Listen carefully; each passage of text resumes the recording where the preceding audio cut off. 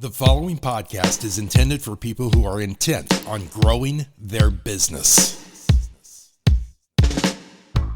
And welcome to Innovate Marketing, where we are bringing you interviews with the people that are making waves in the world of marketing, branding, and business growth.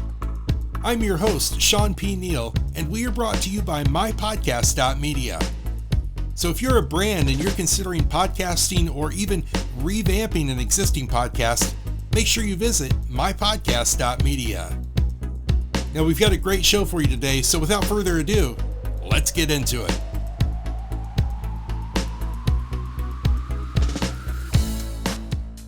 I'm really excited for our interview today. We're going to be talking to Kathleen Booth, and she is the Senior Vice President of Marketing and Growth at Pavilion.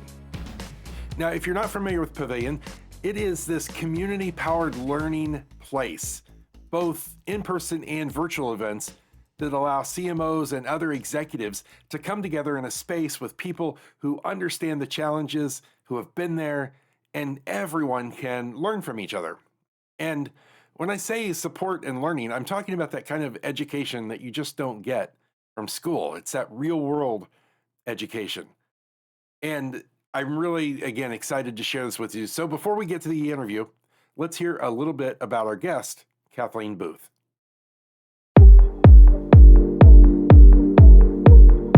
Kathleen Booth joined Pavilion as a member in 2019 and later went on to become a founding co-chair of the Washington, D.C. chapter, a Pavilion Ambassador, and today, Senior Vice President of Marketing and Growth. In that capacity, she leads marketing and sales for the 10,000 plus member global community of go-to-market executives. Prior to joining Pavilion, Kathleen was founder and CEO of Quintain Marketing, a digital marketing agency. After selling her company and before joining Pavilion, she held marketing leadership roles at VC-backed B2B technology companies, including Attila Security, Clean.io, and Tradeswell, and continues to serve as an advisor and fractional CMO to early-stage B2B SaaS and Web3 startups. She's been recognized as one of the 50 top B2B marketers to watch by Top Rank and one of the 6 global marketing advisors who are rising stars by USA Today. You spent the first 10 years of your career as an international development consultant. And that is not what I expected to jump out at me. So can you just tell me a little bit about what that was and kind of, what sets the stage for, I guess, where you are today? Yeah, absolutely. It's been an interesting career arc, certainly not traditional for a marketer. I went to college and studied political science and went on to graduate school. I was very passionate about the state of the world at the time and went on to graduate school and studied international affairs and got my master's degree. And halfway through that graduate program, the school that I was at, which was George Washington University, introduced an option for us to do a second graduate degree without having to take the GMATs, the GREs, whatever entrance exam you had to take. And a lot of your credits could kind of count for both. And so I had this opportunity and took it and decided to do my MBA and focus that on marketing, which I really, really enjoyed.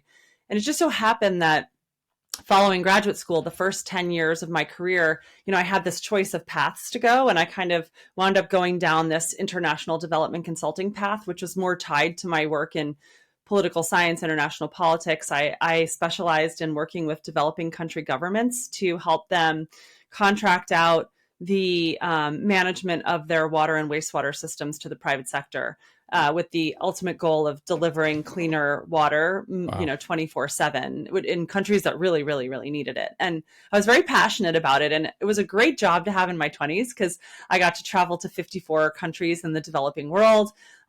Tough job to have when you get married and want to start having children or a family. And also tough in the sense that these projects are not small and everybody wants to see the product of their work. And they want to feel like they've accomplished something. And one of the challenges we ran into when I worked in that career was that there are definitely people within this world who are philosophically opposed to having the private sector involved in the delivery of essential services like water. And it's particularly an issue in the developing world where, there's a history of colonialism, and most of the big private water companies are British and American and French. And, these are, when you're in a post-colonial society, these are the nationalities that people feel the most resentment towards. And so kind of what led me back to marketing was I was working in the country of Ghana on a project to bring in private management of the water system in the entire country. And it was desperately needed because people only got water a few hours a day, not 7 days a week. You can imagine the impact that has on people's lives. And so I was really invested in making this happen and poured a lot of my heart and soul into it. And the project really kind of fell apart because there were some groups that came in from overseas to oppose it. They didn't want the private sector involved. And it stalled the project. Long story short, I think it was about a decade later that project came to fruition, but I was gone at that point. And that project was the thing that led me to start looking into how can I use the skills I learned in marketing to help. Initially, it was to help these governments communicate better and earlier about the projects, why they were doing them, what the benefits would be, to sort of head these problems off at the pass and really get to the outcomes, which in this case was the delivery of really good water faster. And so the latter half of my career in international development was all focused on training government officials on how to use strategic communications and marketing to lay a better, more solid foundation for these projects. And then what really happened was about 10 years into my career, which was about 5 years into this shift, I met my husband and wanted to have kids and really had to reevaluate my career because it was too, I couldn't travel the way I used to, and for the amount of time I used to, and have the family I wanted. So he said, "Hey, what do you think about starting a marketing agency?" And that's how that second chapter in my career began. Yeah, I love it. But, to your point here, and what's really, fascinating to me is that when you look at the different phases, I'm whatever, I'm not going to say my age, I'm 50, but, it's like you look at these different phases of life and you realize that, every one of them existed for a purpose. Oh, 100%. Yeah. And it's like, so I hear that and I hear that passion and, as you well know, those lessons that we learn, especially when you're doing that kind of work. I have nothing like that on my resume to compare to. That is impressive. But when you're doing that kind of work, my goodness, the life lessons that you take with you, I can't imagine how incredibly valuable those are when you say, go start a business with your husband. What was that process like to go into business together? Well, I mean, I will say you're right. I learned a ton, everything from an appreciation for the lot in life I was born into and how privileged we are as, honestly, like white Americans in this world. But also I learned a lot about myself. And what I learned was that I need, at least for me to be happy, I need faster outcomes. I want to see the product of my work make an impact quicker. And that's actually part of what led me to marketing. And part of why I'm happy that we started that agency because, people do sometimes ask me, like, how did you go from working on this mission driven, like delivering water to I'm doing marketing for B2B companies? And for me, there's still a mission to it. It's about, I look at so few businesses succeed in this world that the statistics around how many startups are successful are just shocking when you really look at them. And having been a business owner, I do recognize that when businesses are successful, not only are their owners successful, but it's good for the employees who work there. And I think in this past year, people can appreciate that more than ever with all the layoffs we've had. Like when companies do well, employees do well. And by the way, their families do well because, your family depends on you to make money. And so I look at helping businesses as this trickle down effect that helps society kind of in general. And maybe that's very Pollyanna of me, but that's where I kind of what fills my cup.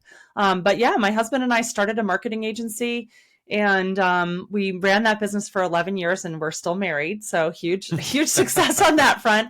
But we started it small. It was really going to be a local agency. And, we did that for a few years. And then the recession of what was it, like 2008, 2009 yeah. hit. And everybody stopped spending money on marketing, like right away. It was this like almost like a light switch that got turned off. And we had, our revenue took a huge hit. And I'll never forget, I was at a conference and somebody was talking about social media, which at the time, like this makes me sound like 1,000 years old, but at the time it was really new. And we decided to just throw ourselves into social media for ourselves to promote our own business. And we started blogging and using, Facebook and Twitter and et cetera. And we were successful at it, and we were very early adopters, which sounds really odd to say, in the B2B space. And so people started asking us to help them. And long story short, we wound up affiliating with HubSpot at one point at very early in their partner program and adopting the kind of inbound marketing methodology and going all in on what I would now call like content-driven demand generation, organic SEO. And that took us from being a local agency to being a national agency. And we had customers all over the US. Excuse me. We won HubSpot's first ever Client Campaign of the Year award. And that was a really meaningful thing for us. We sold the agency in 2017. And that was at a time when I think it's almost like we were a victim of our own success. Inbound marketing became kind of the table stakes. Everybody was doing it. Everybody was blogging and doing content. Right. And it wasn't really a differentiator anymore. And I didn't ever want to be in a business where we were commoditized and doing what everyone else was doing. And so for me, it was about finding the next adventure and the next challenge. And I think it was a great 11 years of business ownership. Being an entrepreneur taught me a lot. It's so hard.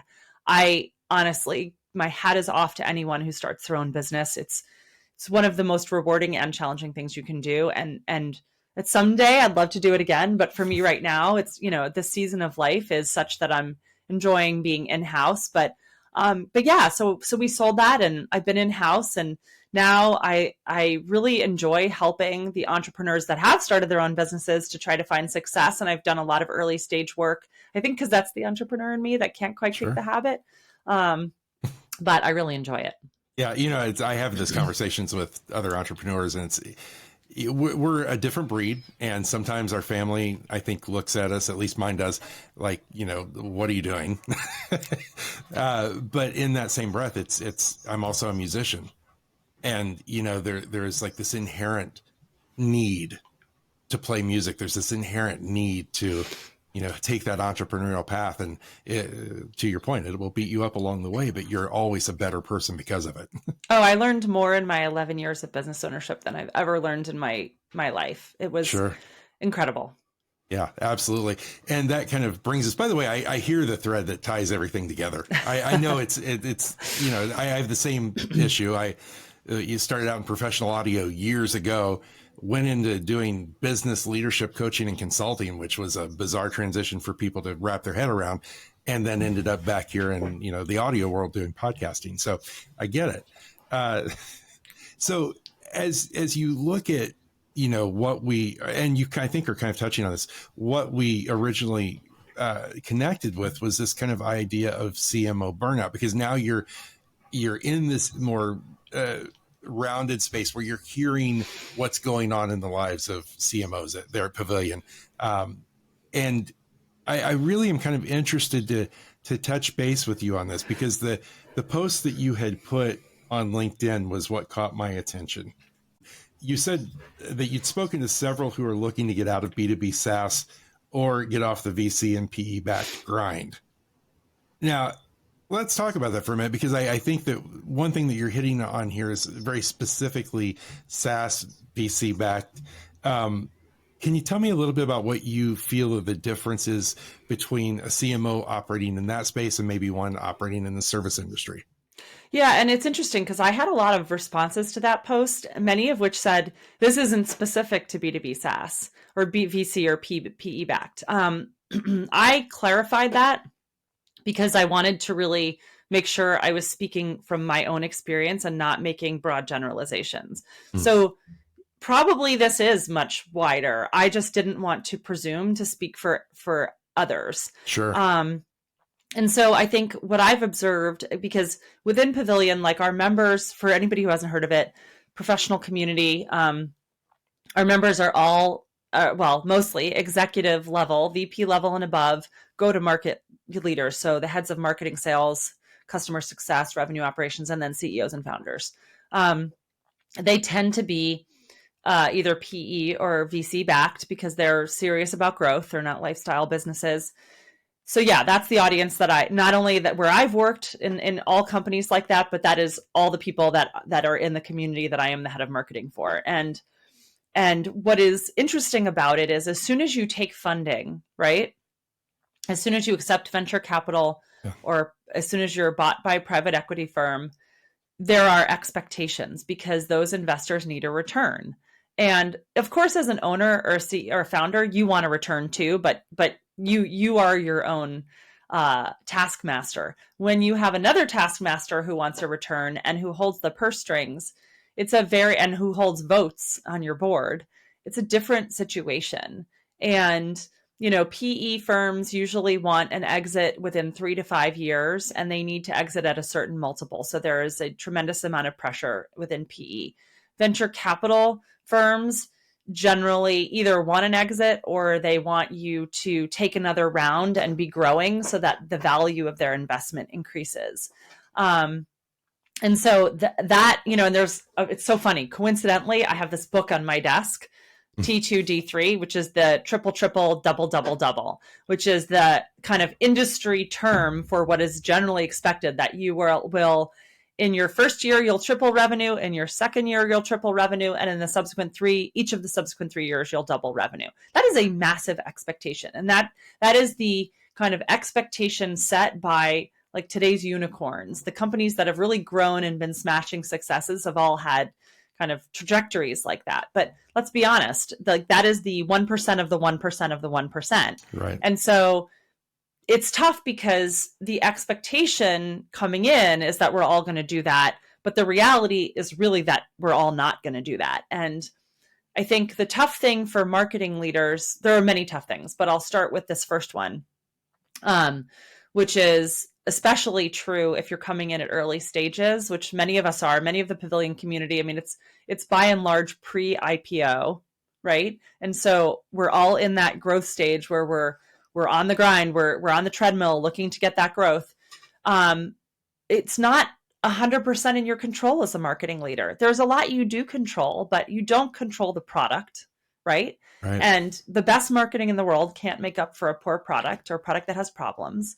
You don't control the sales team unless you are a marketer who's been given oversight of that. And there are some marketers who have, but by and large, you don't control the sales team. And so you can tee up a lot for the sales team. You can enable them and empower them, but you don't control the outcomes that they drive. And you don't control the company culture and how it's run. And having been a CEO and a founder, I understand CEOs aren't perfect either, and they're fallible, but you can only do what you can do. And so I think that there is a sense of frustration amongst CMOs that very often they are scapegoated for what are truly problems in either the lack of product market fit, or sales not being able to effectively work the deals that marketing sources, or at a higher level with the CEO founder not able to run the company in a way that is truly scalable or to build a culture that is healthy. Yeah. And I think that speaks a lot because, when you look at the kind of the expectation that, marketing has on its shoulders, marketers tend to be kind of that be all end all. If you're not producing the bottom line, then it must be a problem with marketing. And one of the interesting things I recently heard, and I love this perspective, is that, back in the day, 20 years ago, marketing, it had this creative edge to it. It was, I've got a friend who was an agency owner and they handled several large accounts. And he talks often about, the good old days where it was all creativity and the teams came together. And now it's strategy. Now it's numbers and so I think that in itself really lends to what you're talking about here.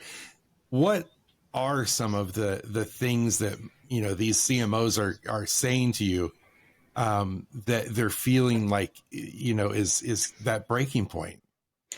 It's a great question. And I think you just raised something also that's interesting to cite as background for this, which is that this transition from the art of marketing to the science of it, from being more creatively focused to being more kind of numerically focused. And I think in many ways that's a good shift. Like it's good that we're getting more data driven and we have more tools in our arsenal now with data to understand what's working and what isn't. But along the way, I do think that there's been a loss of an appreciation for the creative side of marketing and the value of brand. And I do think this is the source of a lot of marketers' frustration, is that we know, particularly now, by the way, more than ever, when there are so many tools at our disposal to automate things, when there's so much AI, when marketers can do outreach at scale with email broadcasting tools and text broadcasting and social like everything can be automated. And what gets lost in all of that automation is the sense of personalization and the emotional connection that people feel with brands. And what I'm seeing is that today, the brands that are really winning are the ones that are successful at leveraging all those automation tools and do all that strategy right and are very data driven, but that also have a true appreciation for the need to invest in brand, because that is the X factor. That is your competitive moat, right? Like anybody can replicate your automation stack and your messaging and all that, but what they can't replicate is that intangible, which is the love that somebody has for your brand and the loyalty that you develop within them. And the problem, and I think this is part of why many marketers, as you say, reach that moment of burnout, is that when we over-index on being so data-driven, often what that can lead to is a very short-term mentality within the company, where they're looking constantly at matching their investment to what produces short-term results. So pressure on the marketer to direct the vast majority or all of their marketing budget into what is going to produce pipeline in the next 3 to 6 months or even 12 months, when the kinds of investments that are necessary to truly build a great brand often don't have that sort of short-term payoff. And frankly, some of the investments that are necessary to produce pipeline don't have that short-term payoff. I think a lot of companies now, you see them pursuing these media strategies, these audience building strategies. That doesn't happen overnight. You don't build a massive podcast audience in the first 3 months generally. You don't build a massive newsletter following that fast. These are long-term plays, and the unwillingness of companies to put resources behind longer term plays is incredibly frustrating for marketers, because they can be doing all the other things right that drive short-term results. But if you can't invest in the stuff that drives long-term results, it's exhausting. It's like you're a hamster on a treadmill and you're constantly having to be in sprint mode, because the things that would allow you to slow down and take a breath, you're not being allowed to make an investment in. And it's a short-sightedness on the part of companies. And I do think that that's causing a lot of frustration with marketers, but I think it's that plus a combination of coming in and feeling like they've never been set up for success, like being asked to hit these huge these like triple, double targets and not having budgets to match. So expecting to be a miracle worker, having your hands tied as far as your team. I know a lot of marketers who've come in and taken roles and been given marketing teams, and they know within the first few weeks, these certain people on the team aren't going to cut it. They're not doing a good job. But especially in early stage companies, you do see a lot people whose jobs are considered off limits because they're friends with the founder, or no, she's been here since the beginning, we can't let her go, we got to make it work, right? And that's handicapping your marketing leader, or having a sales leader who undercuts the marketing leader. I've seen this a lot, where companies say, is that lead marketing sourced or sales sourced? And when I take a job, I'm very adamant about, like, we're not going to use that language, because that pits us against each other. It's very binary.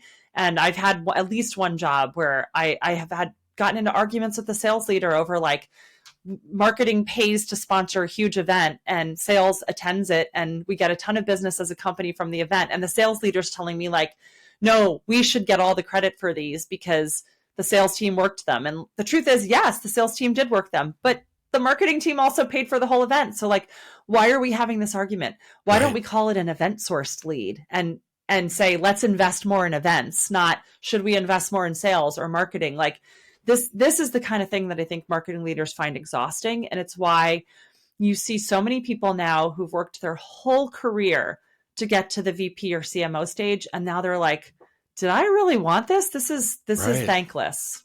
Yeah. And so as you get to that stage, and I think what you're kind of, alluding to here is that we can leave that position. We can find another, company X to go to. But if we're not addressing the core issue that we're struggling with, we're taking that baggage with us. We're continuing to build and build and build, regardless of who we work with. I had heard someone talking about, in between jobs, taking that time to take a little time for yourself. And the particular person, and I wish I could remember who it was, that I'm thinking of, had said, if you say I'm going to take 1 month off before I actively look for another, job to work, it's probably not enough. What are your thoughts about, this kind of holistic self-care for marketers who are stuck in that hamster wheel right now, who are feeling that pressure? Yeah. I guess I would say, look, if you're being able to take time off is a tremendous privilege.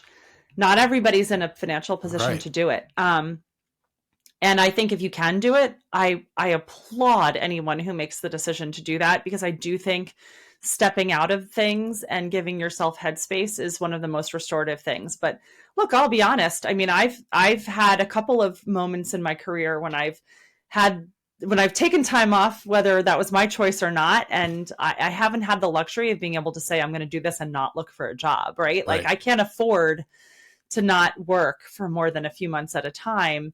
And even when I've been able to do that, it's been because I've gotten severance that has paid for me to not work for at least a few months, right? And so there's real financial considerations. And I just want to caveat everything with that. But yeah, absolutely. But if you are able to like build in some time, and the people I talk to, even if they can't take a few months off and not think about work, what I would say to them is like, when you're looking for your next job, build your schedule such that you have at least 1 or 2 days a week during the week when you're not doing it. Like I remember I was laid off one summer and I had to look for a job while I was laid off, which I did, but I made sure at least 1 day of the week I would like go to the pool and bring a good book and not think about work for 1 day. Yes, and maybe that meant I had to disconnect. spend more time another day, like looking for jobs. And I treat looking for jobs like a job. So I'm that nerd that has like a Trello board, a Kanban board where I'm tracking applications and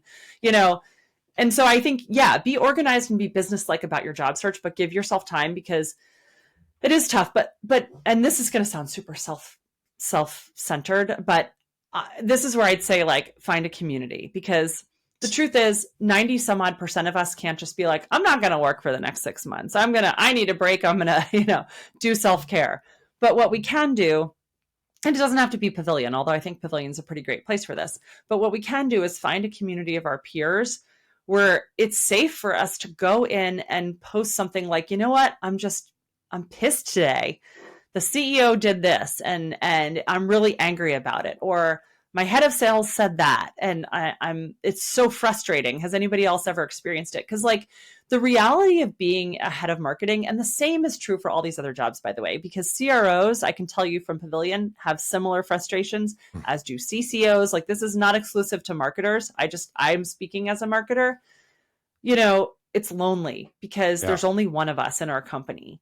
And when there's only one of you, like if I was a director of marketing and there were 4 other directors in the marketing team, I could probably go to the other director and be like, I'm really frustrated about this thing that our CMO did. Right. But when you're the CMO, there's no one else to go to, and the CEO doesn't want to hear you complain. And so having a community where you can just complain and have people say, you know what, I feel that too. That is so validating to know that you're not the only one, and to have people who can express empathy and to get support. Sometimes you want advice, but sometimes you just want people saying, yeah, you're right, I hear you. Exactly. That can help too for self-care. Yeah. And I think that is an incredibly great place to kind of start to land this plane, because, and by the way, you picked up at exactly what I was throwing out there, because that is kind of what Pavilion provides, is a community for this group of executives, of professionals who are looking to connect. I would love, I know you've explained a little bit, but I would love if you could kind of go into a little bit more detail about how Pavilion works and what kind of things people can expect when they visit the site and check it out. Yeah, it's so funny. So one of our members, who is actually a CMO, who's been a member for a long time, refers to it as group therapy for go-to-market leaders. And I totally agree. So yes, writ large, I think that's the thing that a lot of people come to us for, is they feel the need to enter into group therapy and get the support and the empathy and the familiarity of others who've been there or done that. That's a big piece of it. And that's how it started. Sam Jacobs founded Pavilion back in 2016 because he had been fired a couple of times as a CRO, and he was burnt out and frustrated. And at the end, and he was getting together for dinner with friends of his who were in similar roles and hearing similar frustrations. And that dinner group was the first little group therapy for, in this case, CROs. And it's grown over the years. We've grown tremendously. Today, there are over 10,000 members around the world. And what you get when you join, first and foremost, is a community of your peers who are there to help you. And Pavilion's mission literally is to help our members achieve and unlock their full professional potential. But we do that in a very mission-driven way. And in fact, it's funny because Sam's book is sitting behind me. It's called Kind Folks Finish First. And our mission, our values that underpin Pavilion are all around kindness and helpfulness and having a give to get mentality. And so that is, I think, the big thing that really differentiates us from a lot of other communities out there, is that when you join Pavilion, the expectation is set from day one that you will be a person who contributes and who helps others. And in doing so, you will receive so much in return. And I think that our members that truly embody what Pavilion is all about have really experienced that. And so it's community first and foremost. So you're put into peer groups. We have a CMO group within Pavilion. We have local groups that are chapters. We also have Pavilion University, which is a structured learning program, all taught by people who are in executive roles today. So I like to say it is where those who do teach. So we have, for example, CMO school, all taught by people who are veteran CMOs. It's the stuff you can't honestly learn anywhere else. And I think most importantly, the way I experienced it was it taught me that my biggest fear prior to CMO school is that I didn't know what I didn't know, right? Like that's what fuels my imposter syndrome, is like, I don't even know what I should be working on or doing. I took CMO school and then I did know. And that was tremendously reassuring. And then we have events. So we have a CMO summit every year. We have Go to GTM 2023 coming up in 1 week from today. We'll have over 700 people joining us in Nashville. We have local salon dinners where you can get together in a private room and have dinner and talk about your most intimate challenges with your peers. And then we have insights. So we survey our members and we published an executive compensation study. We publish monthly benchmarking studies on how companies are doing so that you have a sense of how you compare to others in the industry. So there's a lot out there. There's probably more I could talk about, but it all boils down to group therapy. Well said. And this is the quality of people that you get behind the scenes. Kathleen Booth, you are a testament to what makes a place like Pavilion operate and be successful for all of its members. Thank you for joining me today. I really appreciate your insights. Thank you, Shawn. That's very kind of you to say. I appreciate your invitation to come on.